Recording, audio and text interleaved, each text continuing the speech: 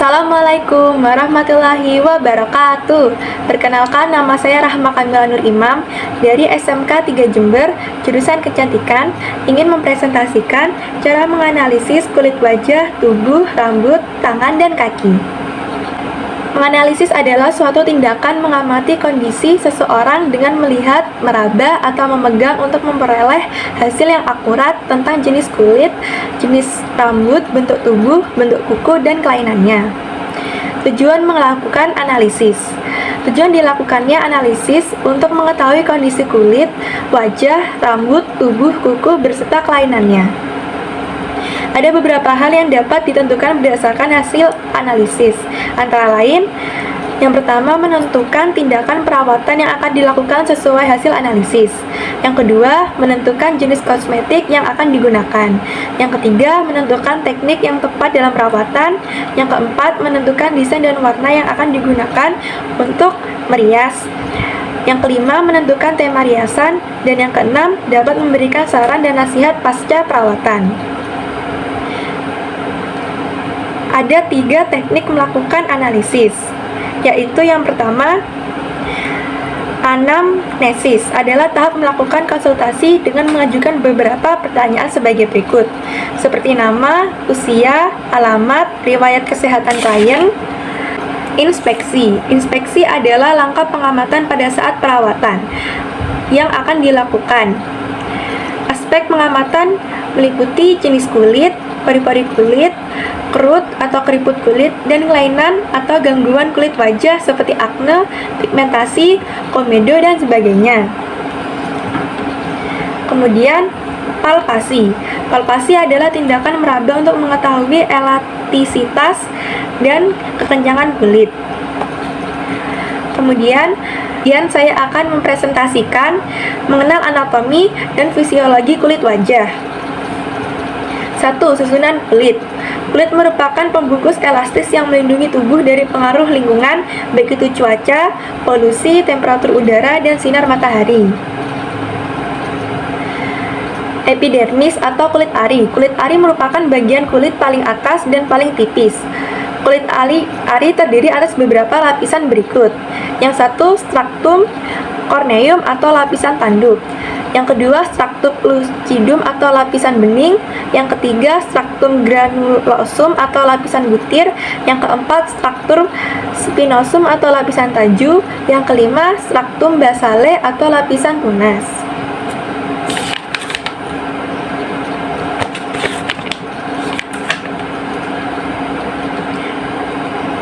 Kemudian, dermis atau kutis atau korium atau kulit jangat. Lapisan ini merupakan jaringan ikat yang terdiri atas serabut-serabut elastis dan serabut-serabut kolagen. Di dalam kulit jangat terdapat kelenjar palit, kelenjar keringat, pembuluh-pembuluh darah, pembuluh-pembuluh getah kuning, urat-urat saraf halus, kandung atau folikel rambut, dan otot penegak rambut. Kemudian, hipodermis atau subkutis atau jaringan ikat bawah kulit. Lapisan ini merupakan lapisan kulit paling bawah yang berisi banyak jaringan lemak. Tebal tipisnya lapisan ini berbeda-beda pada tiap orang, tergantung usia, jenis kelamin, dan keadaan kesehatan badan. Kemudian, fungsi kulit. Kulit memiliki beberapa fungsi, yaitu sebagai alat pelindung atau proteksi, sebagai pengatur suhu tubuh, penerima rangsang, alat pengeluaran, pembentukan vitamin D, penyerap zat-zat tertentu, dan tempat cadangan lemak di bawah kulit.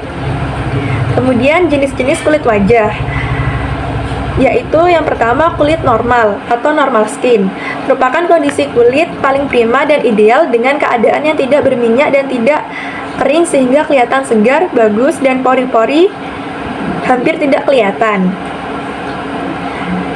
Kulit normal mempunyai ciri-ciri sebagai berikut, yaitu bersinar, segar, bersih, halus, kenyal, dan tidak keriput. Kemudian pori-pori hampir tidak terlihat, pembuluh-pembuluh darah kulit tidak jelas di bawah kulit, gambaran garis-garis kulit sedang, aktivitas kelenjar-kelenjar lemak dan kelenjar-kelenjar keringat normal, dan lapisan asam menutupi kulit secara sempurna.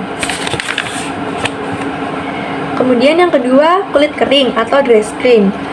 Kulit kering adalah jenis kulit yang kelenjar lemak bekerjanya kurang aktif, sehingga jenis kulit ini mempunyai sifat-sifat sebagai berikut. Yang pertama, tidak bercahaya, kusam, tipis, licin, bersisik halus. Kemudian pori-pori sangat halus dan tidak jelas. Lalu pembuluh-pembuluh darah kulit tampak berbayang jelas di bawah kulit.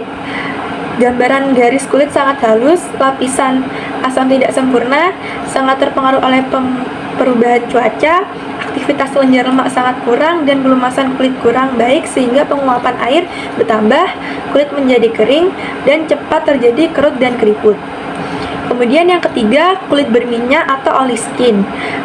Kondisi kulit berminyak adalah jenis kulit yang kelenjar-kelenjar lemaknya bekerja berlebihan sehingga kulit mempunyai sifat-sifat sebagai berikut, yaitu mengkilat karena dilapisi minyak, memberi kesan kotor dan tidak segar. Kulitnya sangat tebal, pori-pori kasar dan seringkali tersumbat sehingga membentuk komedo. Pembuluh-pembuluh darah kulit sama sekali tidak terlihat, gambaran garis-garis kulit besar, aktivitas kelenjar lemak berlebihan, dan tegangan kulit kurang baik. Kemudian yang keempat, kulit campuran atau kombinasi skin. Kulit kombinasi atau campuran adalah jenis kulit yang bagian tengah atau sekitar hidung atau dagu kadang-kadang berminyak atau normal, sedangkan bagian lainnya normal atau kering. Kemudian selanjutnya kelainan kulit. Yang pertama yaitu akne atau jerawat. Akne atau jerawat terjadi karena penyumbatan lemak pada kandung rambut yang dapat meradang karena bakteri-bakteri. Timbulnya jerawat ini dipengaruhi oleh berbagai macam faktor seperti hormon androgen atau hormon laki-laki yang bersifat memperburuk, kemudian hormon estrogen atau hormon wanita yang bersifat memperbaiki, kemudian kebersihan, gangguan emosi, dan makan yang berlemak dan merangsang. Kemudian akne vulgaris adalah akne yang biasanya tumbuh pada masa akhir balik yang dapat sembuh sendiri. Kemudian akne vulgaris seringkali mengiringi kulit yang berminyak. Perawatannya dengan uap panas dan pori-pori dilebarkan. Jerawat yang sudah masak dikeluarkan dengan sendok una yang steril lalu diberi acne lotion atau obat jerawat pada bagian berjerawat. Kemudian kelainan kulit yang kedua yaitu milium. Milium merupakan penyumbatan massa sebum yang tidak mempunyai jalan keluar. Sumbatannya jauh ke dalam kandungan rambut. Di dalam terdapat massa sebum yang putih warnanya. Palit ini tetap putih karena tidak mengalami oksidasi. Milium biasanya terjadi pada kulit wajah bersama-sama dengan komedo. Kemudian yang ketiga, seborrhea. Produksi minyak sangat berlebihan sehingga kulit menjadi sangat berminyak dan mengkilat. Pada kulit ini sering timbul jerawat. Cara membersihkannya dengan kosmetik yang dapat menghapus dan menghilangkan kelebihan minyak. Kemudian yang keempat, rosacea, yaitu menyerupai akne tetapi tidak termasuk golongan akne, hanya merupakan pembendungan darah kulit secara menahun. Warnanya kemerah-merahan. Rosacea dapat terjadi akibat pencernaan makanan yang kurang lancar atau pancaran sinar matahari yang berlebihan. Kemudian yang kelima, epielides atau freckles adalah bintik-bintik hiperpigmentasi pada kulit muka dan bagian-bagian badan yang terbuka. Bintik-bintik ini terjadi karena pengaruh sinar ultraviolet matahari. Untuk mencegahnya, hindarilah kulit terhadap penyinaran langsung oleh matahari. Kemudian yang kelima, lentiginous, yaitu bintik-bintik yang berwarna agak kuning-kuningan sampai sedikit coklat. Bintik-bintik ini disebabkan oleh kumpulan sel-sel yang mengandung pigmen di dalam kulit. Kemudian coasma, yaitu noda-noda hitam yang lebar yang sering terdapat pada kulit muka. Coasma gravidarum adalah noda-noda hiperpigmentasi yang disebabkan oleh pengaruh kehamilan. Kemudian Plasma uterium adalah noda-noda hiperpigmentasi yang lebar pada kulit dan disebabkan oleh penyakit pada uterus atau rahim yang dapat juga terjadi pada orang yang tidak hamil. Kemudian leukoderma dan vitiligo merupakan bercak hipopigmentasi pada kulit karena bagian itu tidak ada atau kurang pigmen. Leukoderma terjadi sebagai akibat beberapa penyakit kulit yang merusak melanoblast. Misalnya setelah luka bakar, eksem, kusta, dan sebagainya. Vitiligo timbul tanpa diketahui sebabnya. Seringkali kecenderungan untuk vitiligo diturun-menurunkan. Pada kulit terdapat bercak-bercak putih yang lebar. Kemudian saya akan mempresentasikan mengenal anatomi serta fisiologi kulit kepala dan rambut. Yang pertama, struktur rambut. Rambut terdiri atas sel-sel tanduk dan terbagi atas dua bagian, yaitu batang rambut dan akar rambut. Kemudian, susunan batang rambut. Susunan batang rambut terdiri atas kutikula, korteks, dan medula. Yang pertama, kutikula atau selaput kulit ari. Berbentuk seperti sisik-sisik ikan yang berfungsi untuk melindungi lapisan rambut dan menentukan besar kecilnya daya serap zat cair pada rambut, yaitu air, sampo, conditioner, obat kering, cat atau zat perwarna rambut, dan bleaching. Kemudian korteks atau kulit ari berfungsi sebagai lapisan yang menentukan warna rambut karena pigmen atau zat warna rambut dikandung oleh lapisan ini. Penyerapan zat cair, obat kering, cat perwarna rambut, dan lain-lain diserap sampai pada lapisan ini. Kemudian medula atau sumsum rambut. Fungsinya belum diketahui dengan jelas. Alasannya juga yang tidak bermedula yang terdapat pada rambut-rambut yang tipis atau halus sekali, tetapi juga dapat timbul dengan baik di kepala. Kemudian akar rambut. Akar rambut terdiri atas beberapa bagian berikut. Yang pertama, bulb adalah bagian pangkal rambut yang membesar seperti bentuk bola. Fungsinya untuk melindungi patil rambut. Pepil rambut adalah bagian yang terlindung di dalam bulb yang berfungsi sebagai dapur umum untuk rambut. Kemudian folikel adalah kandungan atau kantung rambut tempat bertumbuhnya rambut. Di dalam folikel rambut bermuara kelenjar lemak atau palit.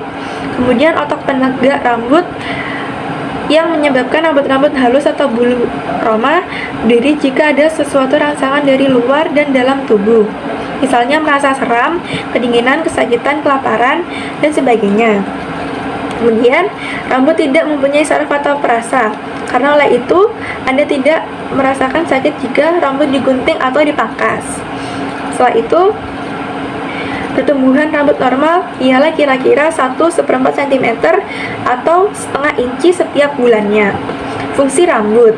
Fungsi rambut yaitu sebagai pelindung, saraf perasa, penghangat, pengatur suhu kulit kepala, penambah kecantikan, dan kemudian jenis rambut. Yang pertama, rambut normal. Kondisi rambut ini, kelenjarnya palit atau lemak bekerja dengan normal, akan menghasilkan sebum atau minyak yang melamusi rambut dan kulit kepala dengan normal. Kemudian, rambut kering atau dry hair. Rambut kering terjadi karena keadaan kelenjar palit atau lemak bekerja kurang aktif, sehingga hasil minyak atau palit kurang dari keadaan normal yang mengakibatkan kulit kepala dan rambut menjadi kering. Kemudian, rambut berminyak atau oily hair. Pada rambut berminyak, kelenjar palit atau lemak bekerja terlalu giat dan aktif sehingga menghasilkan minyak atau sebum yang berlebihan. Akibatnya rambut menjadi basah atau lembab. Kemudian, rambut glassy atau glassy hair. Rambut glassy adalah rambut yang mempunyai selaput atau kutikula yang sangat tebal. Ciri-ciri rambut glassy antara lain rambut sangat kaku atau tegar, sukar basah jika disiram air, proses peresapan obat sangat lama jika dikeriting, kemudian mudah lepas jika disasa. Selanjutnya, macam bentuk rambut. Yang pertama, rambut yang lurus bentuk penampangannya bulat dan panjang. Jika dikeriting, bentuk penampangannya tidak berubah. Yang kedua, rambut yang berombak bentuk penampangannya oval dan panjang. Yang ketiga, rambut yang keriting bentuk penampangannya pipi dan panjang. Jika diluruskan, bentuk penampangannya tidak berubah. Struktur rambut berhubungan pula dengan bentuk folikel atau kantong rambutnya. Yang pertama, rambut lurus mempunyai folikel seperti silinder lurus. Yang kedua, rambut berombak mempunyai folikel seperti silinder yang melengkung atau bengkok. Yang ketiga, rambut keriting mempunyai folikel seperti silinder yang melengkung menyerupai busur. Yang kelima, kelainan kulit kepala dan rambut. Yang pertama, ketombe atau dandruff. Ketombe dibagi menjadi dua, yaitu ketombe kering dan ketombe basah. Ketombe kering terjadi karena pembentukan lapisan tanduk yang berlangsung terlampau cepat sehingga lapisan mengelupas dan membentuk sisik berwarna putih sehingga kuning dan kehitaman. Kemudian yang kedua, Tombe basah ya terjadi karena pembentukan lapisan tanduk yang berlangsung terlalu cepat dan disertai pembentukan palit yang berlebihan sehingga sisi-sisi yang berwarna putih menjadi berminyak. Kemudian kelainan yang kedua yaitu ringworm atau tinea atau kurap adalah penyakit kulit atau kulit kepala yang disebabkan oleh parasit tumbuh-tumbuhan. Parasit tumbuh-tumbuhan, misalnya jamur atau tafus atau fungi. Penyakit ini ditandai dengan timbulnya kelupasan-kelupasan pada kulit kepala yang berbentuk bulatan-bulatan. Pinggirannya kemerahan-merahan sehingga bagian tengahnya terlihat sisi-sisi berwarna putih kekuningan dan mengeluarkan bau khusus jika sudah parah. Kemudian kelainan yang ketiga yaitu pedikulosis atau pedikulosis capitis adalah infeksi rambut oleh kutu kepala yang biasanya terjadi karena kontak langsung. Daerah yang paling disukai adalah bagian belakang dan pelipis, walau seluruh kepala dapat pula ditempati oleh kutu kepala tersebut. Kemudian kelainan yang keempat yaitu skabiosis, yaitu penyakit kulit yang disebabkan oleh sejenis parasit hewan atau kutu kudis yang bernama Sarcoptes scabi. Penyakit ini sangat menular. Kemudian kelainan yang kelima yaitu piedra, yaitu penyakit kulit yang disebabkan oleh jenis jamur yang menembus kutikula rambut. Tumbuh secara melingkar dengan membentuk simpul-simpul yang berwarna hitam atau kelabu, keras dan tidak dapat lepas. Kemudian kelainan keenam yaitu alopecia. Alopecia adalah istilah untuk segala macam kerontokan rambut. Jika rambut rontok secara wajar, biasanya segera diganti dengan yang baru. Rambut yang rontok pada alopecia harus diberi perawatan khusus untuk mempercepat pertumbuhan rambut. Kebotakan rambut dapat disebabkan oleh bermacam-macam faktor seperti memakai topi atau memakai helm sepanjang hari.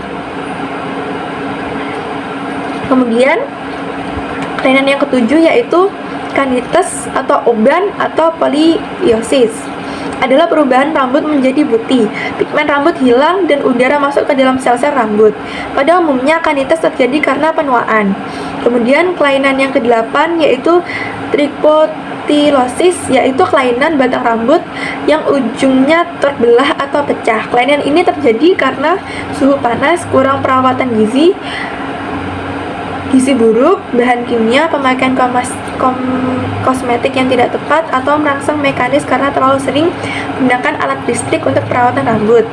Kemudian kelainan yang ke-9 yaitu trichorrhexis nodosa atau penyakit mutiara, yaitu batang rambut yang bersimpul bersusun membentuk ruas-ruas.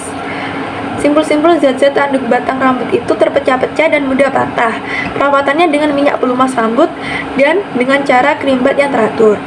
Kemudian kelainan yang ke-10 yaitu monolectric, yaitu batang rambut yang melebar dan menyempit secara berseling. Bagian-bagian yang melebar mengandung gelembung-gelembung hawa dan mudah patah. Hal itu disebabkan oleh kelainan umbi rambut dan diturunkan. Kemudian kelainan yang ke-11 yaitu tricholacia, ditandai oleh kemunduran kualitas zat tanduk sehingga timbul warna selang-seling putih pada batang rambut. Kemudian kelainan yang selanjutnya yaitu pili-annulati atau ringed hair. Kelainan ini menunjukkan bahwa bagian-bagian yang berwarna gelap dan pucat secara langsung pada batang rambut. Warna pucat terjadi karena konteks dan medula yang ada di bagian ini yang mengandung gelembung-gelembung udara. Kemudian kelainan yang selanjutnya yaitu pili torti, adalah suatu bentuk kelainan perkembangan rambut. Rambut tumbuh secara terpilin seperti spiral sepanjang poros panjang rambut. Kemudian kelainan yang selanjutnya yaitu trichotillomatosis. Kelainan ini berupa adanya simpul-simpul sejati atau bentuk yang menyerupai simpul pada rambut kering. Pada saat akan menembus permukaan kulit, rambut mengalami tekanan dari jaringan kulit yang lebih kaku dan keras sehingga rambut tumbuh melingkar dalam bentuk simpul. Kemudian kelainan yang selanjutnya yaitu trichotillomania. Penderita mempunyai keinginan atau dorongan untuk menggosok-gosok atau mencabut-cabut rambutnya sehingga mengakibatkan terjadinya kebotakan. Kemudian saya akan menjelaskan tentang mengenal anatomi dan fisiologi tubuh. Yang pertama, postur adalah suatu keadaan seluruh tubuh yang merupakan gambaran aktivitas atau kebiasaan seseorang yang dapat mempengaruhi bentuk tubuh itu sendiri. Postur dikatakan dalam kondisi baik atau good posture apabila sejumlah otot dari anggota tubuh mencapai keseimbangan kelenturan sehingga dapat bergerak atau bekerja semaksimal mungkin. Yang kedua, faktor yang mempengaruhi postur. Yang pertama, genetik atau faktor keturunan. Yang kedua, kehamilan. Yang ketiga, kebiasaan jelek seperti sikap berdiri yang hanya bertumpu pada satu kaki, kemudian membawa beban berat pada satu tangan. Kemudian faktor yang keempat yaitu penyakit. Kemudian obesitas atau kegemukan dan traumatik. Selanjutnya, macam-macam kelainan postur. Kelainan postur dapat diakibatkan oleh posisi tulang atau terutama pada tulang belakang yang berubah akibat posisi jaringan otot yang memaksakan kondisi tersebut sehingga terjadi kelainan-kelainan di bawah ini. Yang pertama, weak scapula, yaitu kelainan pada tulang belikat yang terlihat menonjol terpisah dari tulang rusuk. Yang kedua, lordosis, yaitu kelainan pada tulang belakang yang membentuk kerung ke depan sehingga terlihat punggung lurus dan perut maju ke depan, sedangkan pantat lebih menonjol ke belakang. Yang ketiga, kiposis adalah kelainan pada tulang belakang bagian atas cembung sehingga terlihat punggung membungkuk. Yang keempat, kipolordosis adalah kombinasi lordosis dan kiposis sehingga terlihat punggung membungkuk dan perut maju ke depan. Kelainan yang kelima yaitu skoliosis adalah kelainan tulang belakang membentuk huruf S sehingga badan terlihat miring ke kiri atau ke kanan. Kelainan yang keenam yaitu kelainan bentuk bahu, yaitu bundar, terangkat, tinggi, simetris, atau miring sebelah. Kelainan yang ketujuh yaitu kelainan bentuk rongga dada, atau dada ayam atau cembung, dada cekung membusung ke depan.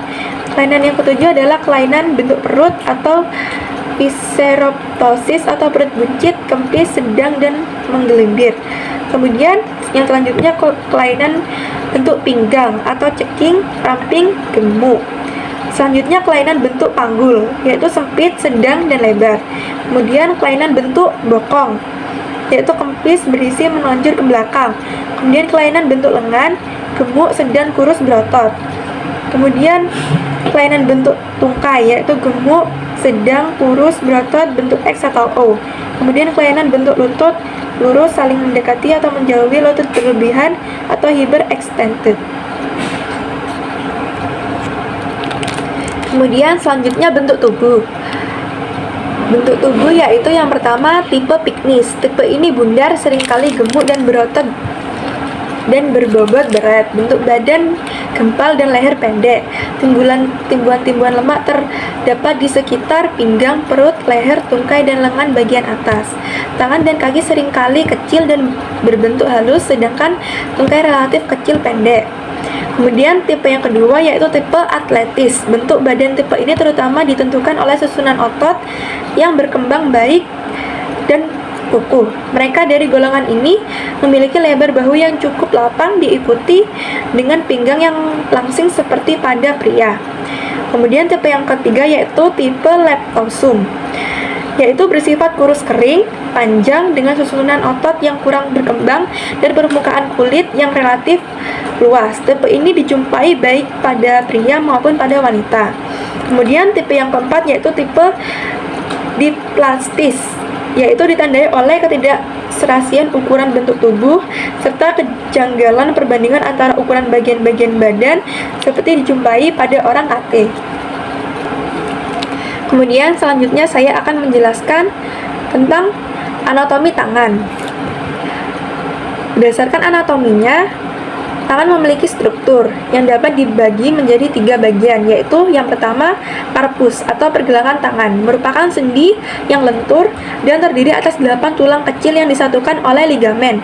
Tulang-tulang tangan dihubungkan dengan tulang-tulang lengan bawah oleh tendon. Kemudian yang kedua, metakarpus atau telapak tangan merupakan bagian utama tangan yang memiliki 5 tulang metakarpus yang panjang.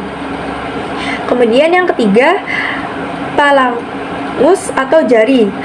Terbentuk oleh 14 tulang palangus. Tiap jari memiliki 3 tulang palangus, sedangkan ibu jari hanya memiliki 2 tulang palangus. Kemudian, otot tangan. Tangan memiliki banyak otot kecil yang tumpang tindih dari sendi ke sendi yang memberikan kelenturan dan kekuatan. Ketika tangan dirawat dengan baik, otot-otot ini tetap lentur dan gemulai. Abduktor memisahkan jari satu dengan yang lainnya dan abduktor menyatukan jari-jari. Kedua jenis otot ini terletak di pangkal ibu jari dan jari-jari lain. Otot oponen di telapak tangan mengarahkan jempol ke jari-jari lain dan menimbulkan gerakan menggenggam pada tangan. Kemudian, penyakit tangan. Berikut ini adalah beberapa masalah yang paling sering terjadi pada tangan. Yang pertama, gatal-gatal. Yang kedua, tangan kasar dan merekah. Penyebab terjadinya yaitu mungkin saja paparan terhadap cuaca dingin atau karena sering mencuci tangan dengan ban pencuci yang keras yang dapat memperparah rekaan dan belahan. Kemudian ketiga, eksem, yaitu ditandai dengan peradangan kulit memerah disertai nyeri dan gatal. Kemudian yang keempat, alergi. Yang kelima, kutil, yaitu pertumbuhan kulit yang tidak wajar berbentuk kecil dan keras yang disebabkan oleh infeksi virus di lapisan atas kulit atau pada selaput lendir. Virus kutil disebarkan oleh sentuhan, tetapi dapat memakan waktu beberapa bulan bagi kutil untuk cukup tumbuh besar dan terlihat. Kemudian, anatomi kaki. Struktur kaki. Kaki manusia meliputi kerangka tulang, ligamen, otot, dan urat yang dirancang untuk menyangga berat badan secara efisien dan memungkinkan untuk bergerak. Secara bersama-sama, kaki manusia mempunyai 50 tulang atau seperempat jumlah tulang dalam tubuh, ditambah 33 sendi, 112 ligamen, serta kerangka yang rumit dari pembuluh darah, urat, dan saraf.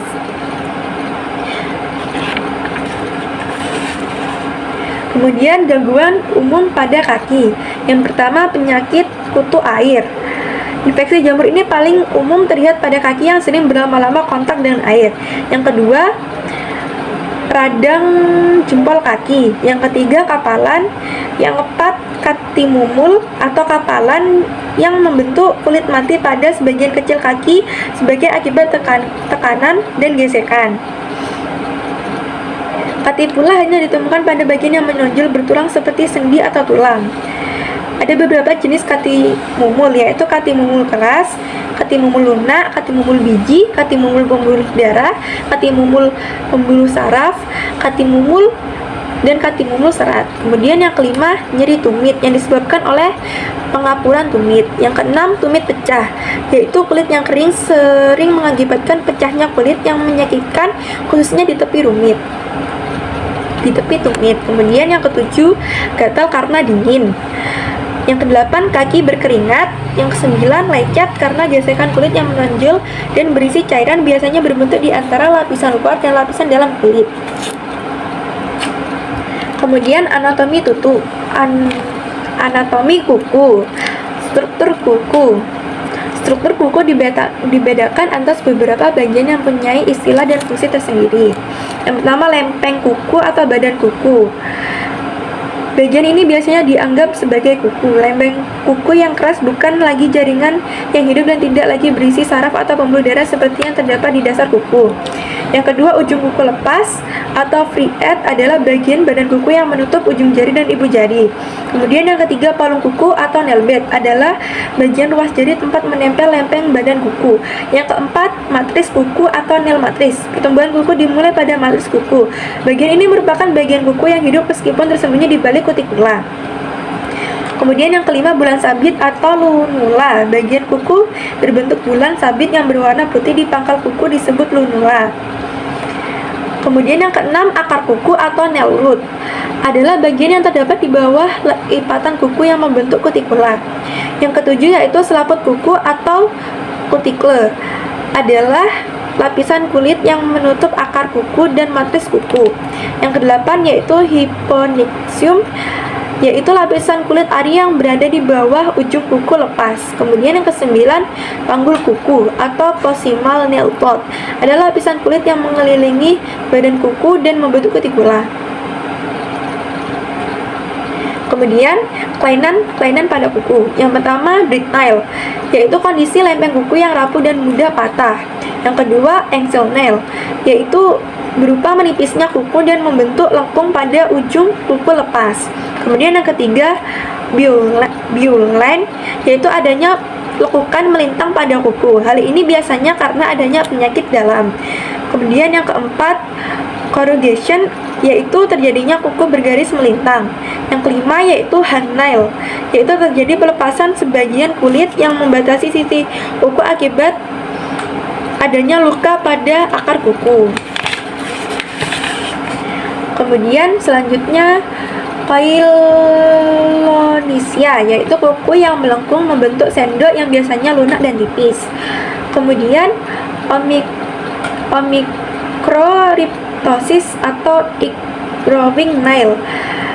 Omicrorhiptosis adalah pertumbuhan sisi kuku yang termasuk ke dalam dan mengakibatkan sakit. Kemudian onycholisis adalah terlepasnya kuku dari kuku. Kondisi ini dapat terjadi karena adanya infeksi jamur, dermatitis, atau psoriasis yang mengakibatkan terdesaknya kuku lepas dari palung kuku. Kemudian pterygium, yaitu pertumbuhan kuku terdesak ke depan. Kemudian onychornesis, yaitu kondisi kuku yang terbelah secara memanjang atau vertikal, terutama terjadi pada kuku yang tipis dan rapuh. Kemudian melanonisia, yaitu keadaan yang biasanya dihubungkan dengan garis berwarna kecoklatan atau hitam atau kutil kuku yang terbentuk di dasar kuku. Kemudian onychotopia, keadaan ini dikenal juga sebagai atopi atau pengikisan lempeng kuku. Kuku kehilangan kilaunya, menyusut dan kadang-kadang terlepas. Kemudian onychosis, kondisi ini disebut juga hipertrofi, merupakan kuku yang tumbuh berlebih, penebalan dan pelengkungan lempeng kuku. Kelainan ini biasanya disebabkan oleh ketidakseimbangan dalam tubuh, infeksi setempat dan kadang-kadang faktor keturunan. Kemudian onychropisis. Pada keadaan ini lempeng kuku menjadi tebal dan menyerupai cakar, melengkung ke dalam dan kadang melewati ujung kuku. Kemudian kuku lebam. Gangguan ini dikenal juga sebagai sebutan hematoma, yaitu keadaan terbentuknya gumpalan darah beku di dalam lempeng kuku dan dasar warna kuku. Kemudian psoriasis, keadaan pada kulit ini ditandai oleh bercak bulat, kering kemerahan dan bercak yang permukaannya mengelupas berwarna keperakan. Kemudian selanjutnya infeksi kuku,